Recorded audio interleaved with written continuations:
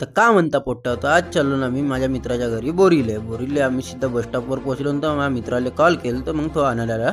आम्ही पोहोचलो मग सिद्धे डायरेक्ट गावात. मग गावात पोहोचल्यावर घरी गेल्यावर काय माझा मित्र काही घरी राहूशा वाटत नव्हत्या म्हणतो. आम्ही सिद्धे आलो कपडे धरून नदीवर. नदीचा व्ह्यू तर पुरा खतरनाक वाटत. इकडे आजोबा धुत होते बैल नदीत उतरून आणि आजी तिकडे धुत होती कपडे. त्याला पाहून काही आम्हाला काही राहूशा वाटलं नाही. आम्ही मग नदीत उतरलो. नदीत उडी घेतले ना माझे मित्र गेले अंदर. आपल्याला काही पोहून नाही म्हणून तिथलं आपण मेरेला सांगू ना. आमची मग आंघोळ वगैरे धुवून झाली ना आम्ही मग निघलो घराकडे निघताच मग माझा मित्र आणला इकडे क्रिकेट खेळायला. क्रिकेट वगैरे मग खेळून झाला. मग क्रिकेट वगैरे खेळून झाल्यावर आम्ही निघलो मग घराकडे निघलो ना. रात्री आलो मग शिवाजी चौकामध्ये आलो तो. खतरनाक शिवाजी महाराजांची मूर्ती होती.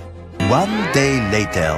मग आम्ही दुसऱ्या दिवशी निघलो गावाकडे गाडी धरून मग माझा मित्र दिला सोडून बस स्टॉपवर वगैरे सोडून दिला. मग आम्हाला भेटली मग जाग्यावरच बस भेटली आणि बस पकडलो आम्ही निघलो. मग बाहेरचा नजारा पाहत मग पोहोचलो आम्ही मूलच्या बस स्टँडवर थोड्या वेळ थांबलो. मग आली आमची बस वगैरे आली. बसमध्ये बसलो ना आम्ही निघलो मग गावाकडे निघलो आम्ही. मग पोहोचलो फायनली चक्पीरंजी पोहोचलो. माझा मित्र आला मग यासाठी.